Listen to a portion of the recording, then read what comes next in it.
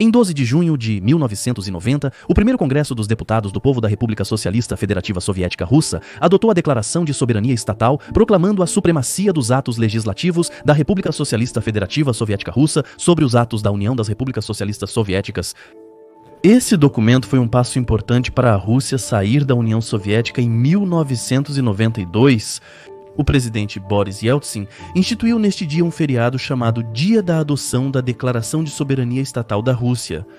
Para muitos russos, esse dia era visto como o Dia da Independência, em analogia a outros países que obtiveram soberania após o fim da União Soviética. No entanto, em 1997, Yeltsin propôs renomear o feriado para Dia da Rússia. O pano de fundo político dessa decisão era óbvio. Naquela época, já havia uma tendência no Kremlin e na Duma estatal de reformular a ideologia estatal. Em vez de enfatizar a ruptura com o passado e a separação da União Soviética, o governo buscava destacar a continuidade e a ligação ininterrupta com a história secular do Império. Nós somos inseparáveis de nossa pátria, de sua história secular, de suas raízes espirituais. E essa ligação ininterrupta entre épocas e eventos, a continuidade das gerações, é o nosso património inestimável.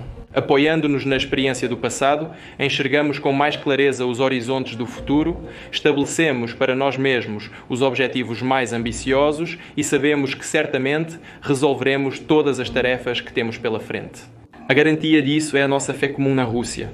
Sabe, se procurarmos o início da construção do fundamento ideológico da Rússia moderna de Putin, talvez aqueles eventos sejam um excelente marco temporal que permite dizer: a partir daquele momento, a Federação Russa tomou o caminho errado. Em 1998, por decreto de Boris Yeltsin, Vladimir Putin será nomeado diretor do Serviço Federal de Segurança e no ano seguinte se tornará presidente interino da Federação Russa. Mas, sabe, sempre é bom fazer uma pequena retrospectiva para entender: será que o maior país do planeta poderia ter seguido um caminho diferente?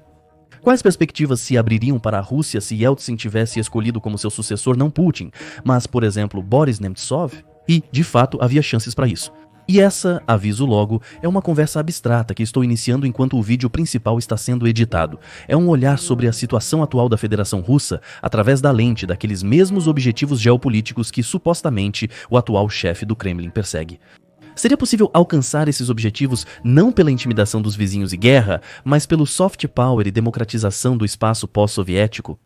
Eu, por exemplo, acredito que Putin realizou uma contra-revolução gradual. Ele eliminou todas as liberdades civis que existiam em nosso país. Ele é um contra-revolucionário, ele é um reacionário. Se falarmos em termos marxistas, novamente, ele é, claro, um reacionário. Para ele, o principal ídolo é Alexandre III. Você sabe disso, né? Sim, Boris Nemtsov entendia muito bem que Vladimir Putin é um contra-revolucionário, uma pessoa que, com suas ações, tenta voltar ao passado. Muitas vezes ouvimos do ditador russo palavras de que sua tarefa é revisar a ordem mundial estabelecida após a Guerra Fria. Ele convencia a todos de que sua principal tarefa era pôr fim ao mundo unipolar, mas o bandido de Petersburgo não entendia que, se o mundo unipolar existiu em algum momento, foi por um período muito curto. Com a dissolução da União Soviética, surgiram países capazes de reivindicar a liderança regional em todo o mundo. A China estava rapidamente se transformando em um gigante econômico. O Oriente Médio, graças às grandes reservas de hidrocarbonetos, estava se tornando uma região capaz de impor suas condições ao mundo ocidental. Embora não seja mencionado com frequência em geral, a Operação Tempestade no Deserto, em 1991, foi principalmente promovida pela Arábia Saudita e pelos monarcas do Kuwait, que pagaram a maior parte dos custos da operação. Portanto, se o mundo unipolar existiu por algum período de tempo, ele não foi muito longo. Assim, as tentativas de Putin de construir um novo mundo multipolar são apenas um pretexto para justificar a agressão, já que esse mundo existe há muito tempo. Putin, por outro lado, como disse Boris Nemtsov, tenta realizar uma contra-revolução tanto em seu próprio país quanto no espaço geopolítico. Ele tenta trazer de volta a era das Guerras Frias, onde existem apenas alguns centros de poder que decidem o destino do nosso planeta azul. Agora, sobre as perspectivas. Amigos, nossa perspectiva é muito simples. Ou conseguimos desmontar o regime de Putin, devolver o país ao poder do povo, à democracia e aos direitos dos cidadãos, ou a Rússia deixará de existir. Essa é toda a perspectiva. O país vai se despedaçar, haverá guerras, assassinatos e assim por diante.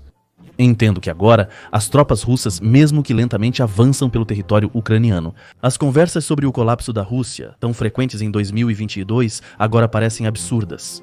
Mas isso só acontece se nosso foco estiver na linha de frente que passa por várias regiões da Ucrânia. Mas se você analisar o quadro geral, vai perceber que o aviso profético de Boris Nemtsov, feito há 13 anos, pode se tornar realidade por completo.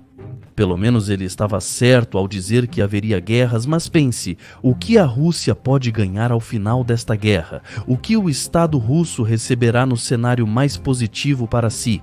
Vamos supor que as Forças Armadas da Federação Russa continuem nos próximos anos uma ocupação gradual e, após combates sangrentos, ocupem completamente o Donbás destruído. Isso seria uma vitória da Rússia sobre a Ucrânia? Não.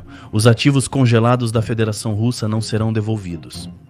A região de Donbás destruída e partes de outras regiões serão um fardo pesado para o orçamento russo? Sim.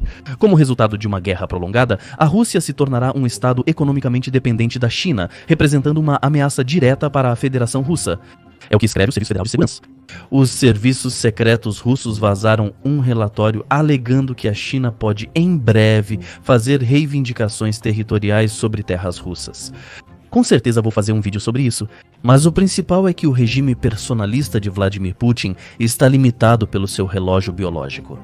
É claro que muitos acham que, assim que um ditador russo sair, outro vai assumir rapidamente, mas eu não me canso de repetir. Durante 20 anos, criaram para Vladimir Putin a imagem de pai da nação. O povo russo vê nele literalmente um messias. Após a sua morte, quem quer que venha a substituí-lo não terá o mesmo peso político. E o conflito entre as elites financeiras, junto com uma situação econômica nada fácil, pode expor todas as contradições que agora conseguem ser abafadas por uma suposta união contra um inimigo comum. Quais fatores levam à desintegração? São vários. O primeiro é a ameaça de falência financeira do país. O fator mais importante é a população em extinção. Com espaços tão vastos, é impossível uma pessoa sozinha controlar a Rússia. O terceiro fator é o islâmico, sobre o qual já falamos hoje. Isso traz tensão, xenofobia, conflitos interétnicos. Esses são os três fatores. O quarto fator é o precedente da Ossétia do Sul e a Abkhazia. Agora reconhecidos, isso serve para Chechênia, Daguestão, Iacútia, Tartaristão e todos os outros. Eles vão dizer: senhores, vocês os reconheceram? Eles são iguais a nós, em que eles realmente diferem de nós. Eu já disse muitas vezes que a Rússia já perdeu essa guerra. No entanto, infelizmente a Ucrânia ainda não a venceu. Claro, assim como muitos, o que mais me preocupa em primeiro lugar é o destino das pessoas, e não o peso geopolítico efêmero da Federação Russa. Mas como eu disse antes para este vídeo sobre um tema livre, eu propositalmente adoto uma outra ótica. Afinal, hoje é o dia da Rússia, e provavelmente, às vezes, é preciso demonstrar ao eleitorado de Putin que está tão preocupado com a hegemonia do seu Estado. O real resultado de 3 anos da Operação Militar Especial. O Cazaquistão assina um acordo de cooperação militar com o Reino Unido e constrói em seu território uma fábrica para a produção de projéteis de 155 mm. Ou seja, de acordo com os padrões da OTAN. O Azerbaijão, embora tente manter a neutralidade, ainda assim fornece ajuda humanitária à Ucrânia e também fecha escritórios de órgãos estatais russos. O Uzbequistão busca patrocinadores europeus. A outrora neutras Finlândia e Suécia, embora com muita cautela, começam a se opor à Rússia no Mar Báltico.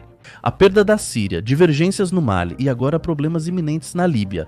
E, aliás, isso não são minhas conclusões. Praticamente citei para vocês uma postagem de um consultor político russo, uma pessoa que deveria desempenhar um papel importante na formação de um regime pró-Rússia na Ucrânia, Igor Dmitriev.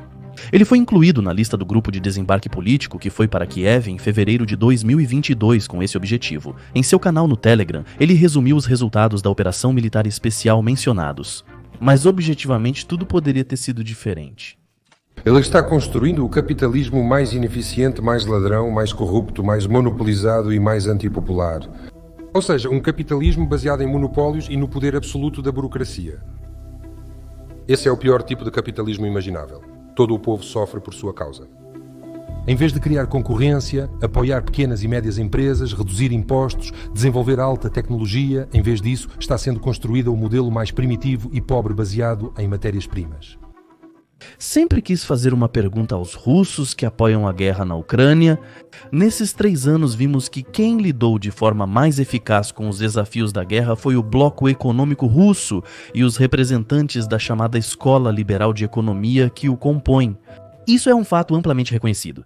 Todos os recursos especializados do Ocidente reconhecem que a própria Nabiulina e sua equipe conseguiram não apenas salvar a Rússia do colapso econômico, mas também garantir a estabilidade macro e microfinanceira. E aí surge a pergunta, será que todos esses objetivos que Putin estabelece para si mesmo, como manter a zona de influência da Rússia, adquirir o status de potência mundial, será que tudo isso não poderia ter sido alcançado pelos mesmos meios que outros países utilizam? Afinal, a ausência de corrupção, um setor de alta tecnologia, uma economia aberta, não são esses os principais componentes para o domínio de um país no mundo moderno? Após o colapso da União Soviética, a Rússia manteve seu status de potência nuclear e grandes empresas de processamento de hidrocarbonetos. A Rússia manteve seu potencial científico com a ajuda do tão odiado George Soros, que pagava bolsas para cientistas russos na Federação Russa continuarem seu trabalho. Mas eu já falei sobre isso. Na verdade, para Moscou, após os anos 90, bastava reformar o judiciário, assegurando a inviolabilidade da propriedade privada. Investir em infraestrutura para se tornar um elo de ligação entre a China e a Europa, e investir os recursos provenientes da venda de hidrocarbonetos em ciência. Foi isso que Boris Nemtsov propôs fazer. Essas ações simples não teriam permitido à Federação Russa se tornar uma potência regional da qual dependem a antiga comunidade dos Estados independentes, a Europa e a China. Em vez disso, esses canalhas zetas veem a grandeza do país em deixar uma vovó ucraniana sem luz. Seria possível reeducar esses monstros morais se Boris Nemtsov tivesse se tornado o sucessor de Yeltsin em 1999? Pessoalmente, eu não sei, mas tenho certeza de que essa foi a última chance para o maior país. Aqui está uma citação da UAZ, um regime autoritário e ditatorial de tipo asiático no qual a maior parte dos bens, do poder, da propriedade e do dinheiro está nas mãos de um pequeno grupo, é inaceitável na Rússia. O atual regime não é do tipo asiático, autoritário ou ditatorial. Caminha rapidamente para o autoritarismo e ditadura, seguindo o modelo asiático.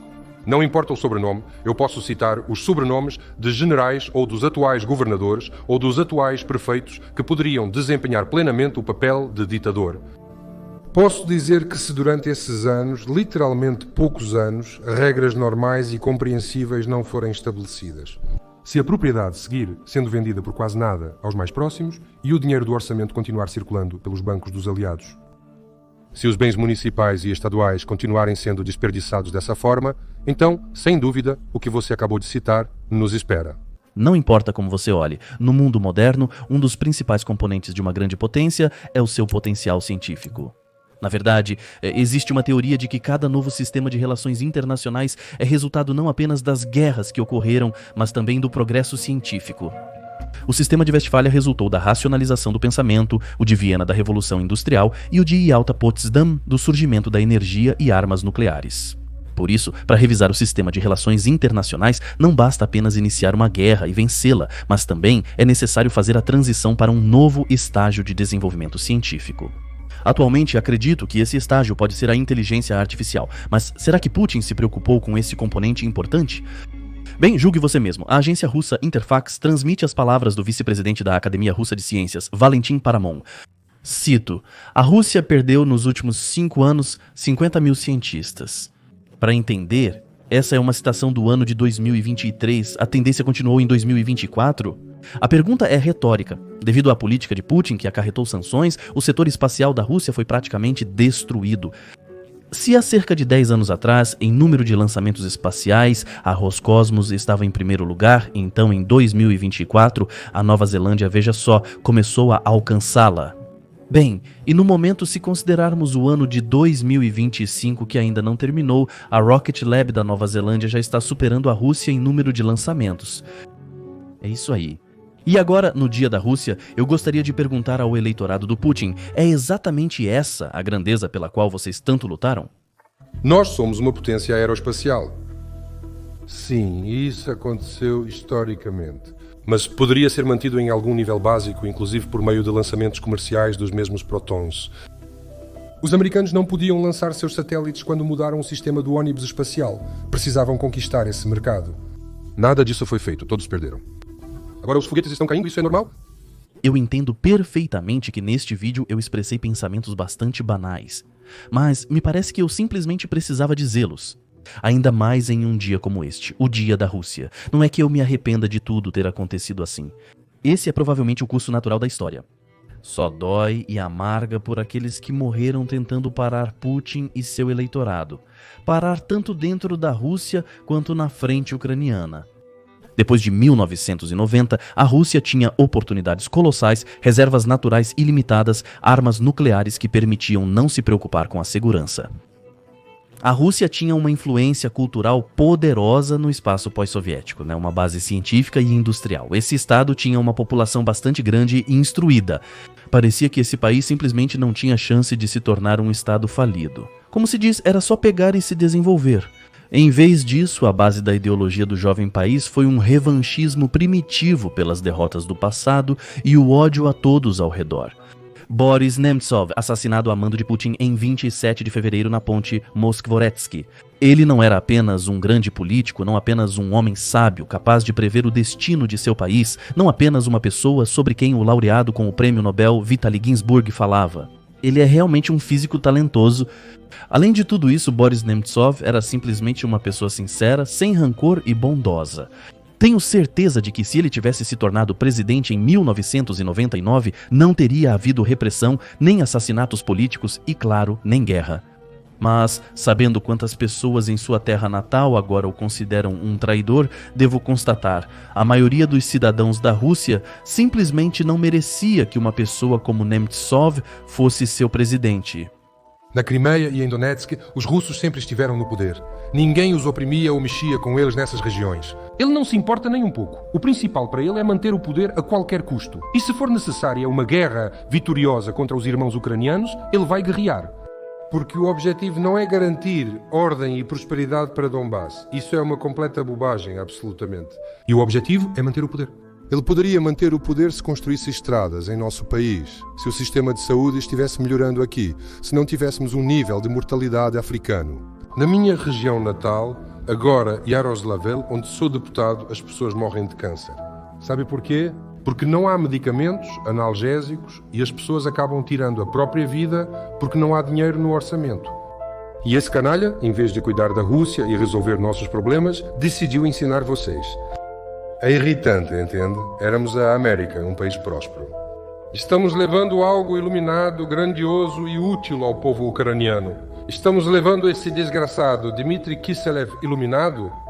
Ou a venda de petróleo e gás mundialmente, enchendo os próprios bolsos?